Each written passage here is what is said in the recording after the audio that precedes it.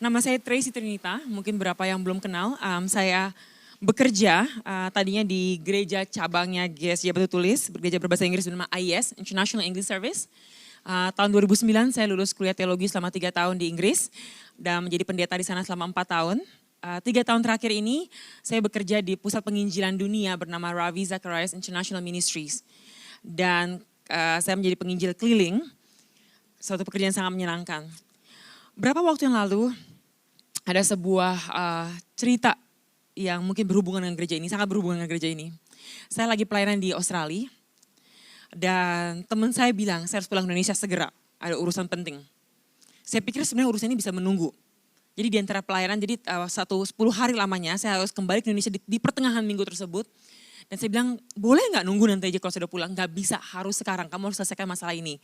Masalahnya sangat simpel banget sebenarnya. Akhirnya saya ke Indonesia, dan pada saya pergi ke kantor untuk menyelesaikan masalah, dia bilang, kamu gak ada masalah sih sebenarnya. Ini mah gak ada masalah. Terus saya bilang, saya udah ngabisin uang banyak nih pulang, walaupun naik pesawat murah dari Sydney ke Singapura dulu. Dari Singapura naik ferry ke Batam, naik dari Batam pergi ke Jakarta, menghemat biar bisa tiket semurah-murahnya. Terus saya bilang, Tuhan, kenapa ya saya harus ngabisin uang dengan sia-sia? Di hari saya harusnya berangkat kembali cuma 2 hari di Indonesia. Tiba pagi, besok malamnya udah pulang kami ke Australia lagi untuk pelayanan. Dan ini untuk uang saya pribadi karena kan ini di tengah-tengah minggu tersebut. Menuju dari tempat di mana kantor tersebut saya pergi, saya menuju ke rumah. Saya telepon Novi, saya bilang, Novi, opatnya masih di rumah sakit gak? Masih. Kalau pergi sekarang boleh gak doain dia? Boleh, pergi sekarang. Oke, pesawat saya masih ada 3 jam lagi, masih ada waktu. Kebetulan juga gak bawa luggage. Akhirnya saya pergi mampir ke rumah sakit Siloam. Saya ke sana, saya ketemu opatnya lagi dalam keadaan krisis. Terus saya bilang boleh nggak kita doa? Dan akhirnya kita doa. Dan saya nggak tahu kenapa terus kata-kata pahlawan iman. Dan saat ini kita jarang punya pahlawan iman yang setia sampai usia tua masih melayani Tuhan dan menjadi teladan bagi banyak orang. Dan saya bilang kayak saya bersyukur pernah kenal opatnya beberapa tahun yang lalu. Dan setiap kali saya ke GSJ Batu Tulis, selalu ketemu opatnya di depan, selalu menyapa, selalu ingat saya, selalu ingat doa saya yang terakhir, apa yang saya lagi, dan dia ingat juga detail-detail dengan banyak orang juga. Dan dia sungguh-sungguh jadi pahlawan rohani bagi saya pribadi. Setelah itu saya bilang saya harus pamit karena saya pesawatnya 2 jam lagi harus pergi ke airport segera. Saya ke rumah sebentar, ambil jaket, ambil paspor dan sebagainya, saya pergi ke airport. Imigrasi selesai, saya jalan keluar imigrasi, pas masuk ke arah terminalnya itu. Terus Novi telepon, dia bilang opatnya udah gak ada. Dan saya bilang kayak Tuhan, I was crying. Walaupun saya kayak gak deket, mungkin bukan cucu langsung, tapi dia pahlawan rohani saya. I look up to him. Dari dulu saya kalau lagi gak semangat, saya bilang gila ya, opatnya aja udah usia 90 tahun masih melayani Tuhan. Kenapa saya masih usia 30 masih udah patah arang, udah capek. No, harus semangat. Lihat opatnya. Itu dia pemberi semangat saya walaupun saya di luar, jauh dari tempat Jakarta. Ingat opatnya jadi semangat. Bilang kalau saya mau melayani Tuhan sampai tua nanti. Sampai nafas terakhir saya. Nah pada saat saya menangis dan saya bilang tapi saya bersyukur bisa punya teladan iman. Di pesawat saya lagi mikir gini, Tuhan, I think saya harus ke Indonesia untuk say goodbye ke pahlawan iman saya, pahlawan rohani saya. It's not to do dengan office yang saya harus pergi pertama yang ternyata saya gak perlu ke sana. Tapi actually to say goodbye. Nah saudara kita semua mungkin ada mengenal opatnya secara langsung, mungkin pernah lihat opatnya di depan menyapa jemaat-jemaat di sini. Tapi kita bersyukur kita punya pahlawan iman, kita bisa melihat teladannya, mensyukuri karya Kristus dalam hidupnya. Dan jangan pernah patah arang, jangan pernah patah semangat. Kita akan melayani Tuhan sampai akhir hidup kita. Karena Tuhanlah yang terbaik yang telah memberikan kasih karunia-Nya, perlindungannya kepada kita semua. Nah pada pagi hari ini saya diberi sebuah tema khusus. Tema yang saya pikir ini sangat-sangat penting untuk kita semua. Untuk saya pribadi terutama juga. Menjaga kekudusan. Kita melihat pahlawan iman. Kita tahu seseorang tidak akan pernah bisa melayani Tuhan dengan sungguh-sungguh. Dengan jangka waktu panjang tanpa menjaga kekudusan. Manusia gak ada yang sempurna, setiap orang punya kekurangan. Tapi kekudusan adalah hal yang mutlak bagi setiap orang yang mengikuti Yesus Kristus sebagai, kalau dia jangan suruh sang juru selamat kita pasti akan hidupnya berubah. Dan Tuhan sanggup mengubah hidup kita. Nah perikop firman Tuhan yang akan saya ambil pada pagi hari ini, diambil dari 2 Korintus 7 ayat 1, ayat pertama. 2 Korintus 7 ayat yang pertama. 2 2 Korintus 7 ayat pertama yang berbunyi seperti ini. Saudara-saudaraku yang kekasih, karena kita sekarang memiliki janji-janji itu, marilah kita menyucikan diri kita dari semua pencemaran jasmani dan rohani. Dan dengan demikian menyempurnakan kekudusan kita dalam takut akan Allah. Inilah firman Tuhan. Di saat kita membaca firman tersebut, di 2 Korintus 7 ayat 1. Ada banyak pertanyaan-pertanyaan yang mungkin akan muncul dalam pikiran kita. Pertama, entar dulu, apa sih arti kekudusan? Atau mungkin minggu ini udah pernah dibahas dalam minggu terakhir ini. Apa arti kekudusan? Mengapa kekudusan itu sangat penting dalam kehidupan kita? Bagaimana caranya kita untuk bisa hidup kudus terus-menerus? Bagaimana seandainya kalau saya jatuh dalam dosa? Dan bagaimana caranya hidup di dunia, tapi tidak dengan cara dunia? Akan banyak pertanyaan-pertanyaan lain yang akan muncul dalam pikiran kita. Di saat kita berbicara masalah kekudusan. Nah, topik ini sangat besar, sangat dalam. Dan perlu menjadi perenungan harian kita. Bukan cuma sekali aja. Tapi perenungan harian. Memikirkan apa makna dari kekudusan. Apa artinya, apa yang bisa saya lakukan. Apa yang harusnya saya jaga dan sebagainya. Kita akan mencoba menjawab pertanyaan-pertanyaan yang tadi saya sebutkan. Satu persatu saya berharap ada waktu cukup. Dan kita akan kembali lagi kepada firman ini, yaitu 2 Korintus 7 ayat 1. Apa yang menjadi janji-janji Tuhan? Kata pertama adalah, saudaraku yang terkasih, karena kita sekarang memiliki janji-janji Tuhan. Apa janji Tuhan? What is God's promise to us? Nah, pertama kita harus tahu dulu kondisi hati kita. Kita punya leluhur yang jatuh dalam dosa. Kita semua tahu cerita Adam dan Hawa. Kita tahu bahwa pada awalnya Adam dan Hawa punya hubungan yang sangat erat dengan Tuhan. Adam dan Hawa menjaga kekudusan, enggak tercemar sama sekali. Tapi satu hari mereka memberontak, dosa pun masuk, sehingga akhirnya mereka harus keluar dari Taman Eden dan hidup sebagai manusia yang berdosa. Walaupun mereka melakukan hal yang menyakiti hati Allah, tapi Allah berjanji, karena ia begitu mengasihi manusia, ia berjanji akan memberikan sang juru selamat untuk menebus dosa mereka. Sehingga mereka bisa kembali lagi ke Taman Eden yang dalam kemuliaan Tuhan, Taman Surgawi. Nah, selama ratusan tahun di kitab Perjanjian Lama, lebih dari 300 nubuatan tentang Yesus Kristus, sang juru selamat yang akan menghapus dosa manusia.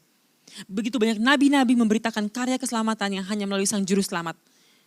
Dan begitu banyak pun peraturan-peraturan di Perjanjian Lama, bagaimana cara kita menjaga kekudusan. Jangan ini, jangan itu, jangan ke sana, jangan ke sini, jangan melakukan ini. Banyak sekali. Dari 10 perintah Allah menjadi 300-an lebih. Akhirnya menjadi 3. Akhirnya menjadi 2 dalam Yesus Kristus. Tapi 2 pun adalah rangkuman dari 10 tersebut.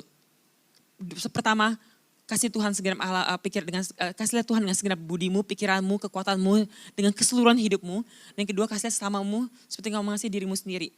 Yang pertama adalah 4 pertama dari 10 perjanjian Tuhan. Yang keenam itu di yang kedua. Dan kita melihat sendiri bahwa pengorbanan Tuhan Yesus, Tuhan datang ke dunia untuk menyelamatkan manusia yang terhilang. Tuhan Yesus hidup secara sempurna. Enggak ada dalam sejarah apapun seorang nabi bisa melakukan keajaiban seperti Yesus Kristus. Karena dia bukan nabi. Dia adalah sang putra raja, putra Tuhan Allah datang ke dunia. Dan dia hidup dengan cara sempurna. Memberikan pengajaran yang enggak pernah didengar sebelumnya. Menyembuhkan tanpa otoritas minta dari Tuhan dulu.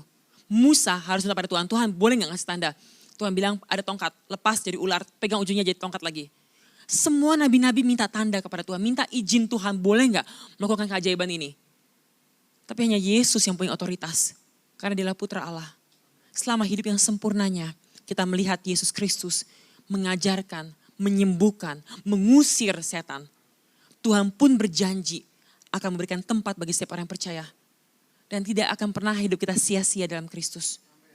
Tapi orang-orang kecewa saat melihat dia di kayu salib. Loh, karena mereka berharap Yesus akan menjadi raja seperti Raja Daud. Mereka salah mengerti apa arti raja kerajaan surga dibandingkan kerajaan dunia. Raja kerajaan dunia akan sementara. Nanti mati ganti lagi raja lain. Tapi raja kerajaan surga yaitu Yesus Kristus. Untuk selama-lamanya di dunia dan di surga dia bertahta. Dan saat mereka melihat Yesus di kayu salib. Mereka gak mengerti bahwa Yesus harus menanggung dosa seluruh dunia. Dosa setiap manusia sepanjang masa. Bagi setiap yang percaya kepada dia tidak akan binasa. Mereka memperoleh hidup yang kekal dalamnya. Tapi satu hal lagi yang mengagumkan. Bukan cuma Tuhan menanggung semua dosa manusia yang percaya kepadanya. Tapi Tuhan juga bangkit. Menjadi manusia pertama yang bangkit kembali dan tidak pernah mati lagi. Lazarus bangkit, mati lagi. Semua yang Tuhan sembuhkan, yang Tuhan bangkitkan dari kematian, masih harus menghadapi kematian. Hanya Yesus sendiri yang bangkit, yang orang bisa melihat selama 40 hari lamanya, tapi tidak pernah mati lagi. Dan dia naik ke surga, bertata di sebelah kanan Allah, dan akan menghakimi orang yang hidup dan mati nantinya. Kita mengenal Sang Juru Selamat. Dia bukan sebuah kisah zaman dahulu kala yang jauh, yang kayak wow, that's a great story. No, dia adalah Allah yang menyelamatkan kita. Dia Allah yang menyelamatkan setiap dari kita di tempat ini. Dan saya percaya penuh, pengorbanan Tuhan Yesus di kayu salib menyucikan hidup setiap orang yang percaya kepadanya. Nah, dalam pertobatan, di saat kita berkata bahwa Tuhan ampuni dosaku, aku percaya kepada janjimu. Tuhan, jadikanlah aku hambamu, jadikanlah aku anakmu, jadikanlah aku bagian dari kerajaanmu. Saya percaya kalau setiap hati yang sungguh-sungguh percaya kepada Yesus Kristus, Tuhan akan ubahkan. Tidak pernah orang yang meminta roti kepada Bapa di surga dikasih batu. Kalau kita bilang Tuhan saya percaya, saya mau menjadi bagian dari kerajaan Allah, pasti Tuhan akan ubahkan hidup kita. Dan saya bertemu dengan banyak orang yang seperti itu. Kita bisa melihat Saul aja menjadi Paulus, Saulus menjadi Paulus. Yang dulunya membunuh orang-orang Kristen, bertobat, menjadi penulis 2/3 dari Alkitab Perjanjian Baru. Kita melihat banyak sekali kejadian-kejadian bahwa orang yang dulunya berdosa, dulunya jahat, dulunya parahnya minta ampun. Tapi Tuhan lawat mereka, hidup mereka berubah. Karena di saat Tuhan berdiam dalam hati dan pikiran seseorang, hidup mereka tidak akan pernah sama lagi. Seorang penulis buku bernama C.S. Lewis dari Inggris pernah berkata seperti ini, kurang lebih kisah seperti ini. Seringkali kita berdoa kepada Tuhan, Tuhan datanglah ke dalam hatiku. Kita pikir, di saat Tuhan datang ke hati kita pikir Tuhan akan mengubah beberapa hal dalam hati kita. Tapi tiba-tiba kita berharap dia membuat sebuah kayak rumah simple dalam hati kita. Tiba-tiba dia udah mulai memperbaiki selangnya, dia mulai menghancur-hancurkan beberapa bagian dindingnya. Sakit, Tuhan ubahkan hati kita sakit. Tapi tanpa kita sadari kita tiba-tiba merasa kayak, entar, loh kok dihancurin semuanya? Kenapa apa kita percaya dihancurin, apa kita pikirin, yang kita harapkan dihancurin, semua dihancurin. Tiba-tiba dia mulai membangun sebuah taman indah. Dia membangun sebuah istana gede di dalam hati kita. Karena yang kita harapkan adalah Tuhan memperbaiki kecil aja bagian dari hati kita. Tuhan bilang tidak, aku akan hancurkan semua yang fana, semua yang simple, yang biasa. Aku akan membangun istana yang megah dalam hatimu, karena aku ingin bertata dalam hatimu. Izinkan Tuhan mengubah hati kita. Sakit, tapi akan dibangunlah istana di mana dia akan bertata dan menjadi raja atas hidup kita. Dalam pertobatan akan ada bedah hati. Tuhan akan berlahan mengeluarkan apa yang tidak berkenan di hati kita. Dan mengubah hidup kita, hati kita menjadi berlahan seperti Kristus. Proses yang sangat panjang sampai akhir hidup kita. Tapi proses yang gak akan pernah bisa mundur, harus maju dan terus izinkan Tuhan mengubah. Sampai kita tiba pada kesempurnaan seperti Kristus Tuhan kita sembah. Proses ini disebut proses sanctifications. Pemurnian dari Tuhan. Dan pemurnian akan terjadi seumur hidup kita. Berlahan tapi pasti atau ada lebih cepat lagi dan sebagainya. Kita bersyukur karena Tuhan berjanji kepada kita. Dan kita memiliki janji-janji tersebut. Kita punya Sang Juru Selamat. Kita gak perlu pakai kekuatan di hidup kita, kekuatan diri kita sendiri. Tapi kita punya kekuatan Tuhan yang sanggup mengubah hati kita. Karena dia ingin bertata dalam hidup kita. Kedua, marilah menyucikan diri kita dari pencemaran jasmani dan rohani. Apa sih arti kekudusan? Satu definisi kekudusan adalah berada dalam keadaan murni. Itulah kekudusan. Berada dalam keadaan murni. Nah, di bahasa Ibrani dikatakan, bahasa kudus, bahasa Ibrani itu kadosh. Artinya berada dalam keadaan murni. Atau kalau bahasa Inggrisnya above all, jadi cut above. Jadi kamu tuh lebih tinggi daripada nilai kamu sebelumnya. Nah, Tuhan minta kita semua sebagai orang yang percaya untuk menaikkan standar kita. Dosa membuat degradasi nilai hidup kita turun. Kita melakukan hal-hal yang buruk yang kita gak akan pernah nolak kalau kita sebenarnya suci. Tapi kekudusan akan menaikkan level kita. Apa yang dulunya dianggap orang biasa, kita bilang itu gak boleh, itu gak benar. Kita akan dinaikkan dan pencerahan dalam pikiran kita akan terjadi karena Roh Kudus berdiam dalam hidup kita. kita akan diajarkan bagaimana cara kita hidup, bagaimana cara kita berpikir, bagaimana cara kita berbicara, bagaimana cara kita berkehendak. Dan itu akan dipimpin oleh Sang Juru Selamat, Yesus Kristus. Dikatakan ke dalam firman-Nya, kuduslah kamu sebab aku kudus. Tuhan meminta setiap orang untuk berada dalam keadaan murni, karena Tuhan murni. Kita dipanggil oleh Tuhan untuk hidup berbeda dari cara dunia. Di 1 Petrus 1 ayat 13 sampai 16 dikatakan seperti ini. Sebab itu siapkan 1 Petrus 1 ayat 13 sampai 16. Sebab itu siapkanlah akal budimu, waspadalah dan letakkanlah pengharapanmu seluruhnya atas kasih karunia yang dianugerahkan kepadamu pada waktu pernyataan Yesus Kristus. Hiduplah sebagai anak-anak yang taat dan jangan turuti hawa nafsu yang menguasai kamu pada waktu kebodohanmu. Tetapi hendaklah kamu menjadi kudus di dalam seluruh hidupmu sama seperti Dia yang kudus. Yang telah memanggil kamu sebab ada tertulis kuduslah kamu sebab aku kudus. Kita semua di tempat ini, saya gak tahu kalau saudara semuanya lahir sebagai di keluarga Kristen, bertumbuh di gereja, menerima pertobatan dari masih kecil. Tapi mayoritas dari kita semua pasti pernah jatuh dalam dosa. Dosa berbohong, dosa berpikiran negatif, dosa mungkin mencuri. Walaupun ini kan uang mama aku kan, gak apa-apa dong, mama lupa kasih uang saku, tapi kita ngambil tanpa izinnya dan sebagainya. Masih banyak dosa-dosa lainnya mungkin saya gak perlu sebutkan satu persatu. Tapi kita diminta oleh Tuhan enggak hidup dengan cara lama kita. Kalau dulu kita belum sungguh-sungguh dalam Tuhan, dosa adalah suatu kesenangan. Makanya Santo Agustinus pernah berkata seperti ini. Santo Agustinus adalah santo dikatakan the father of grace. Kalau bahasa yang kenal dia dalam sejarah dikatakan he is the father of grace. Dia yang emphasize doktrin Allah Tritunggal. Tapi kalau saudara pernah baca biografinya, waktu saya kuliah di Oxford, saya menulis sebuah essay tentang dia, biografinya dia. Saya udah siap, I'm going to learn so much. Ini orang pasti hebat banget. Saya baca kisah hidupnya dia, ibunya orang Kristen, bapaknya bukan orang Kristen. Ibunya berdoa dari kecil biar dia jadi anak sungguh-sungguh. Pas dia masih remaja, dia nakalnya minta ampun. Hidupnya parahnya minta ampun. Saya sebagai baca gini, ini buku abad ketiga atau abad ke-13 apa abad sekarang ya? Karena parahnya minta ampun. Dia hidupnya benar-benar berantakan. Dia suka mencuri, dia suka mabuk-mabukan, tidur dengan perempuan, pesta pora. Dia jauh dari Tuhan. Dan ibunya nangis ke pendeta. Ibunya berkata bahwa saya tuh mendoakan dia dari kecil. Kenapa anak saya jadi kayak gini? Sama sekali gak ada kerinduan dia untuk ikut Tuhan. Akhirnya pendeta bilang gini, anak setiap orang percaya tidak akan pernah jauh dari tangan Tuhan. Percaya ibu, berdoa terus untuk dia. Karena anak setiap orang percaya tidak akan pernah jauh dari tangan Tuhan. Dan dia berdoa terus.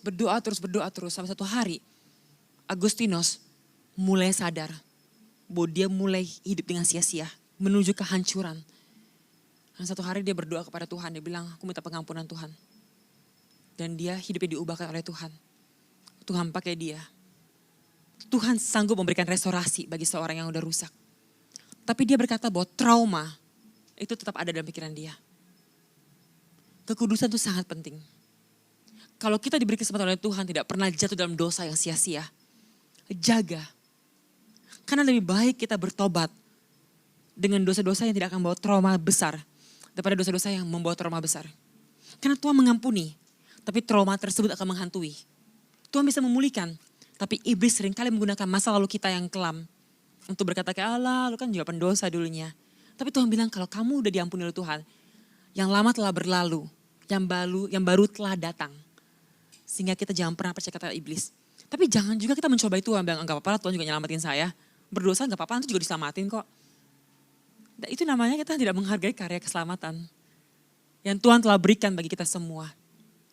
Nah Tuhan mau kita tidak hidup dengan cara yang lama. Tuhan mau kita hidup dengan cara yang berbeda. Kita punya hawa nafsu. Tapi kita akan lawan dengan kekudusan. Dengan cinta akan Tuhan, dengan takut akan Tuhan. Mengapa sih hidup kudus itu penting? Kekudusan ialah panggilan tertinggi bagi setiap orang yang percaya kepada Yesus Kristus.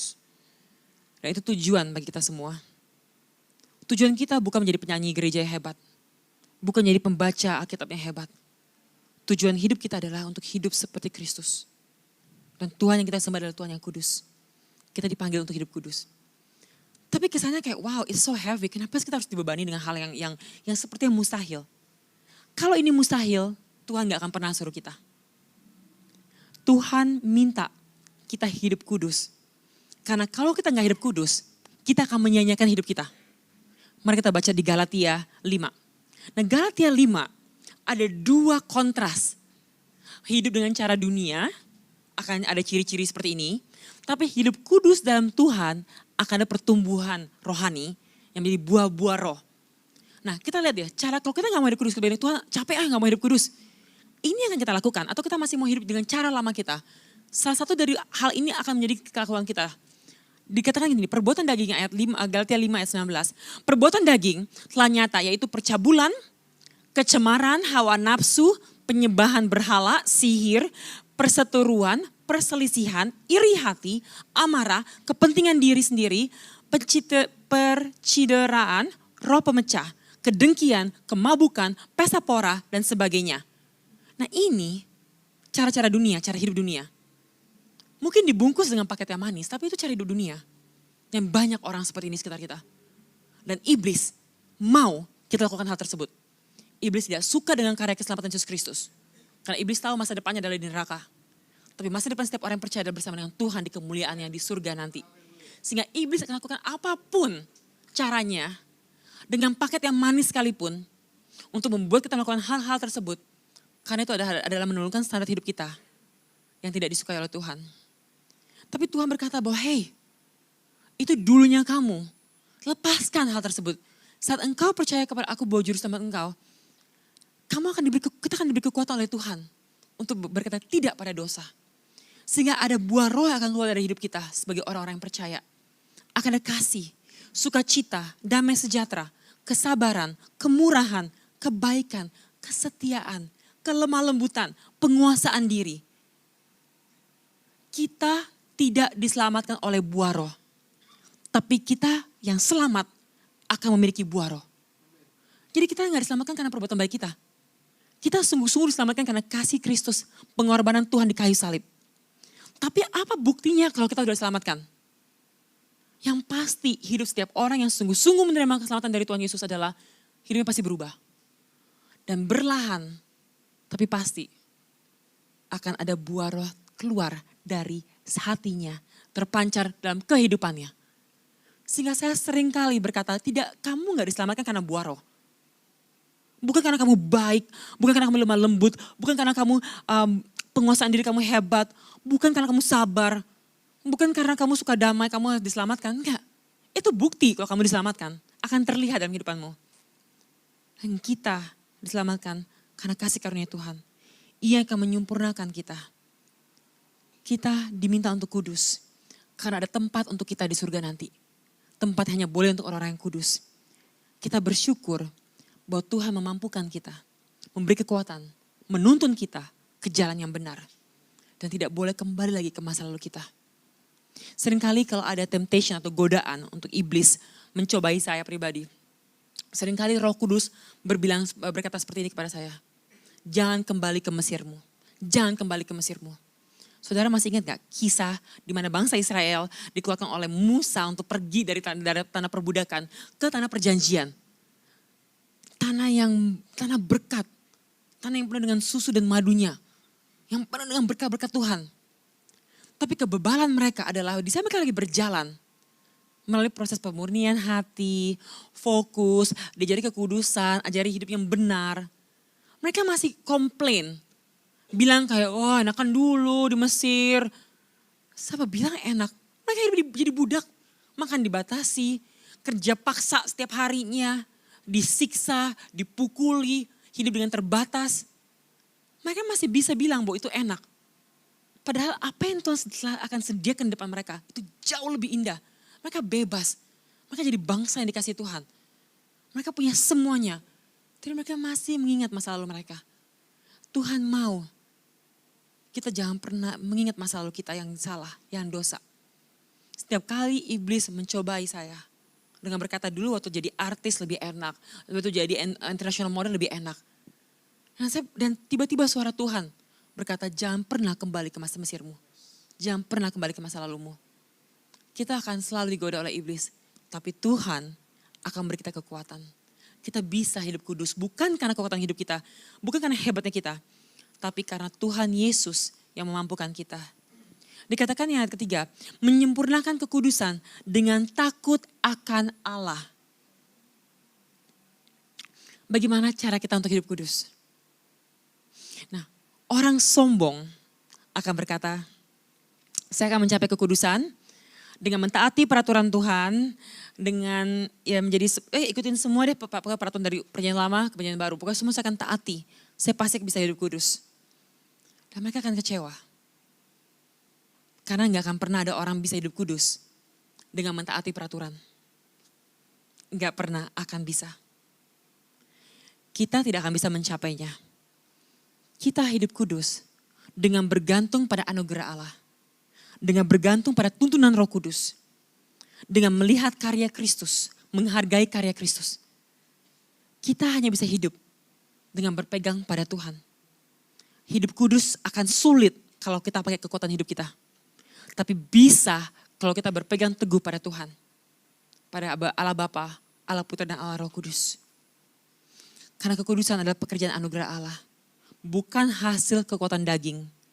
Tapi dimampukan oleh Tuhan. Kalau kita berserah penuh pada Tuhan dan hidup dengan cara Tuhan. Tapi Tuhanlah sumber kekuatan kita. Bukan perbuatan baik kita. Bukan hidup kudus kita, tapi Tuhanlah sumber kekuatan kita. Kita akan dimampukan untuk bisa hidup kudus.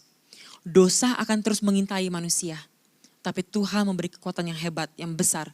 Agar kita bisa mengalahkan dosa dengan kebaikan. Nah, seringkali kita berkata bahwa oke, kita mau hidup kudus. Tapi godaan dunia ini sangat berat sekali. Bagaimana cara kita bisa menolak temptation?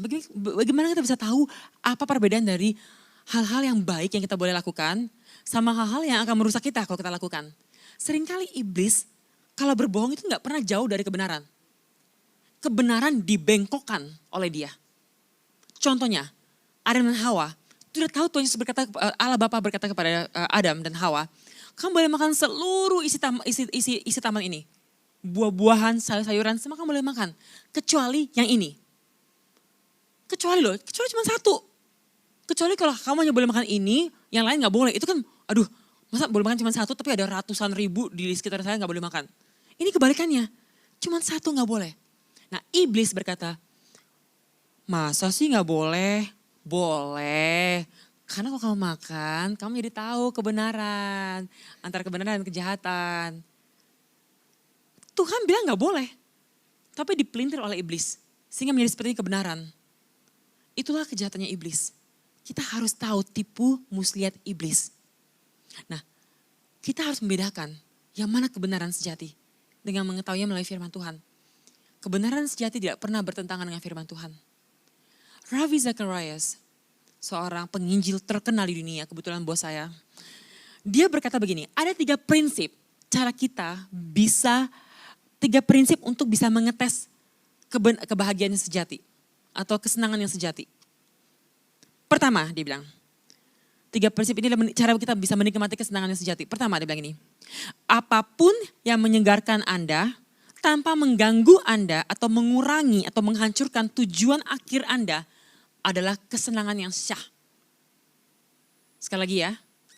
Jadi apapun yang menyegarkan Anda, tanpa mengganggu Anda dari atau mengurangi atau menghancurkan tujuan akhir Anda, adalah kesenangan yang syah.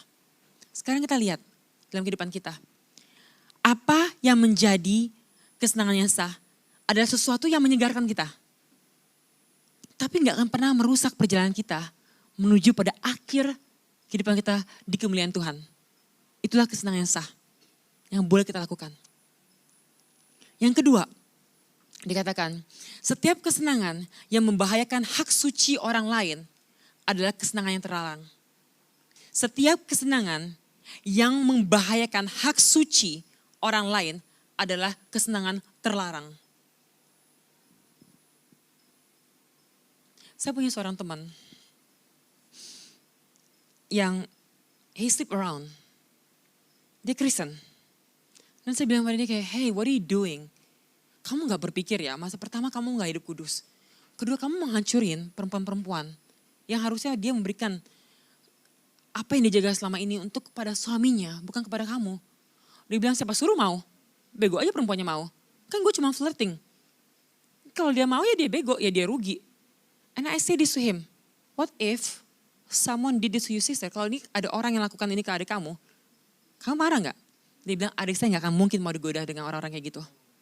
See, sometimes ya, kalau punyaan sendiri atau orang terdekat kita, kita jaga baik-baik. Tapi orang yang jauh sana kita dengan sia-siakan mereka. Dan saya bilang that's not right. Dia bilang salah sendiri siapa suruh murahan. That was his line. Dan saya kaget. Dan dengan gampang dia cerita. Orang yang begitu gampangnya jatuh dalam buayannya dia.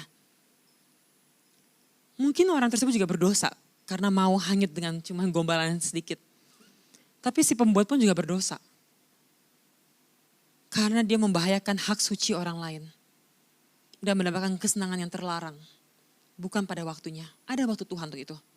Di waktu Tuhan, kita bisa menikmati semua berkat Tuhan dengan cara yang benar untuk kemuliaan Tuhan. Tapi di waktu yang salah, kita mencuri hak suci orang. Menghancurkan hidup orang. Dan menghancurkan hidup kita juga bersamaan. Saya akan membahas tentang pertobatan setelah ini. Tapi yang ketiga, dia bilang setiap kesenangan, sebaik apapun, jika tidak disimpan dalam keseimbangan yang baik, akan mendistorsi realitas dan menghancurkan selera. Setiap kesenangan, kalau nggak dijaga dan disimpan dengan cara yang baik, akan menghancurkan selera. Dan ini saya harap kita juga ngerti, kita punya, kayak makan aja ya, contohnya makanan. Kalau kita makan banyak sekali, kita bisa makan kayak 3 piring nasi atau 4 piring nasi sekali makan. Kita hanya bisa makan besoknya atau lusanya hanya 4 piring nasi baru kenyang.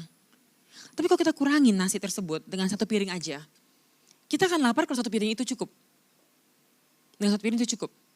Semakin kita makan atau menikmati sesuatu lebih dari kapasitasnya, kita perlahan-lahan akan menyiksa tubuh kita atau pikiran kita dengan hal-hal yang lebih dari kapasitas yang harus kita bisa terima.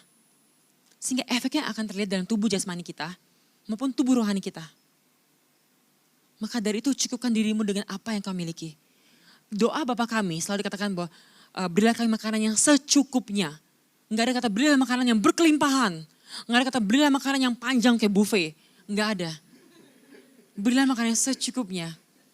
Secara enggak langsung Tuhan mengajarkan kepada kita untuk hidup kudus. Untuk menjaga kekudusan.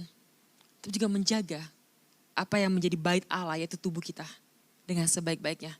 Jangan sampai menghancurkan selera. Atau mendistorsi realitas.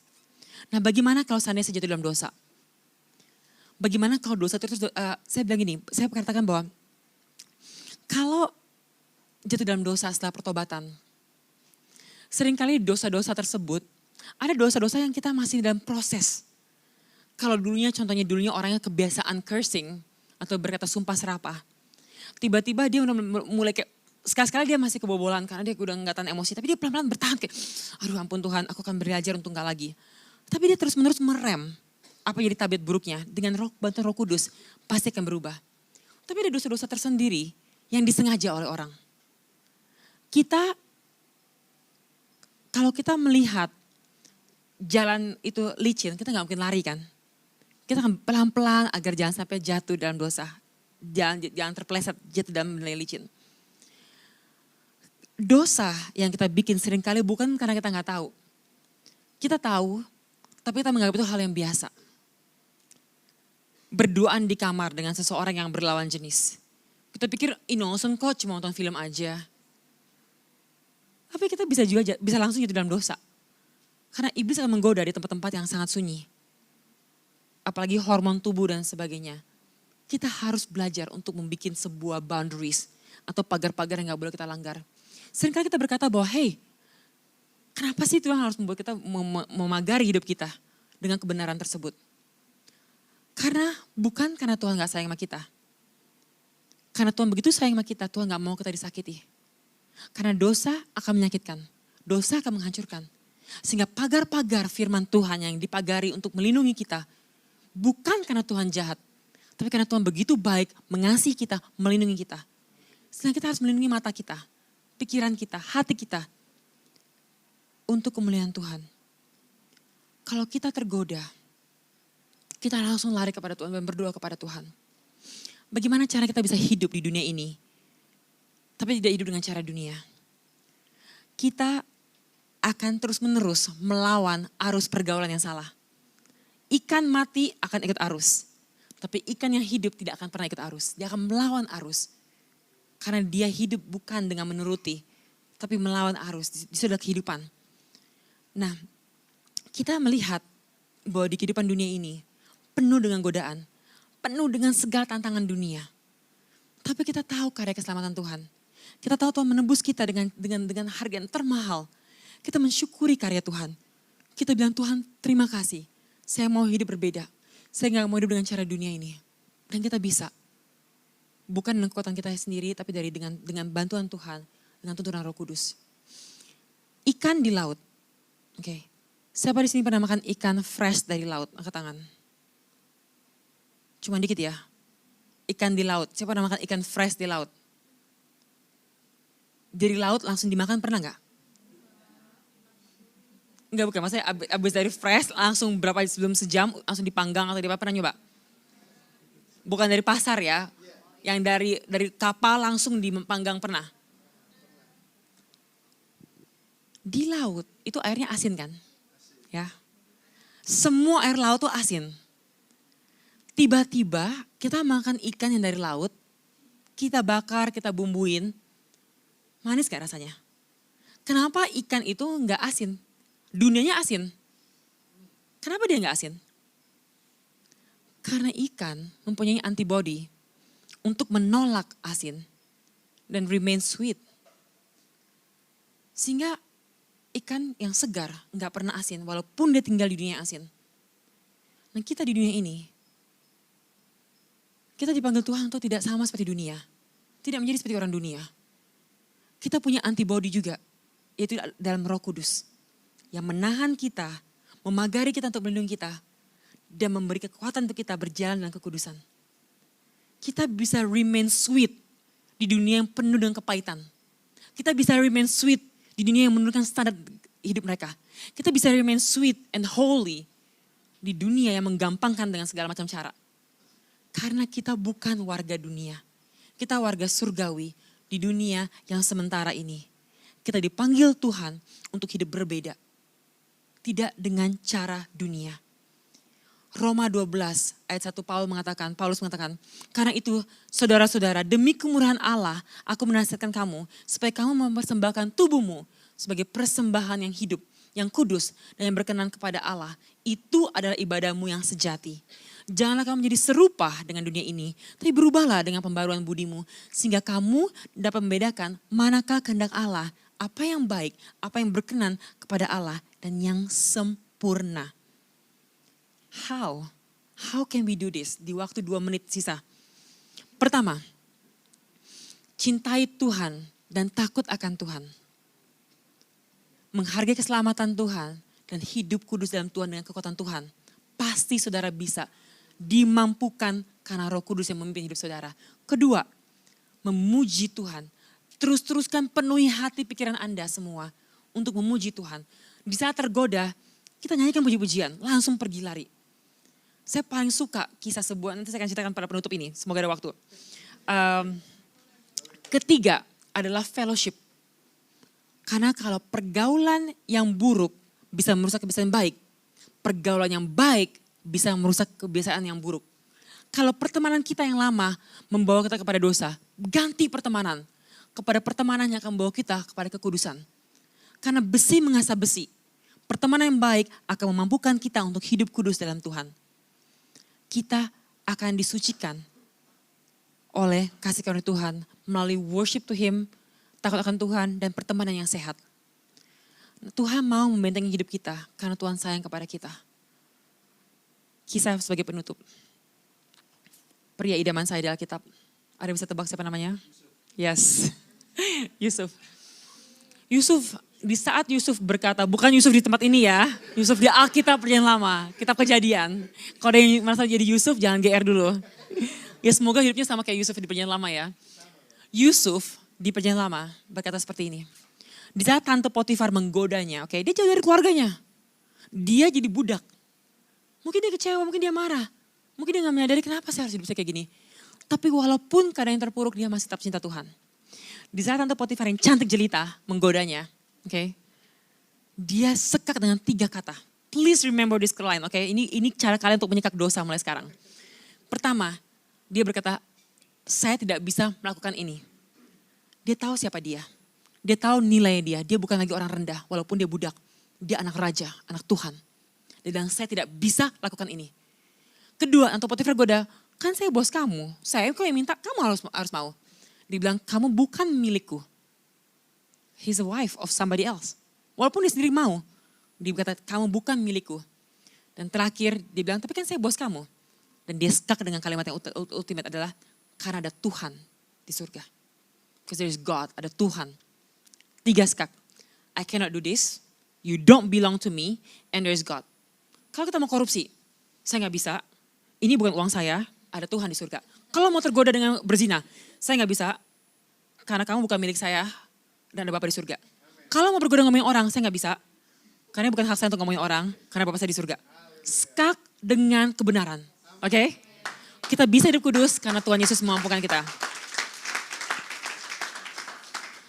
Saya percaya pada akhir hidup kita, setiap orang yang sungguh-sungguh ke Tuhan, walaupun jatuh bangkit kembali, mengejar kebenaran, Tuhan akan berkata, well done my faithful servant.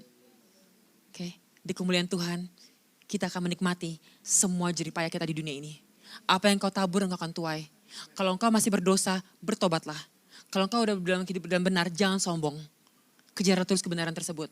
Kita akan berusaha dalam komunitas ini, dalam ibadah ini, dalam pertemanan kita, untuk semakin mengasah besi, menjaga kekudusan masing-masing, dan memuliakan Tuhan dengan tubuh kita, pikiran kita, kehidupan kita, masa depan kita bersama dengan Tuhan.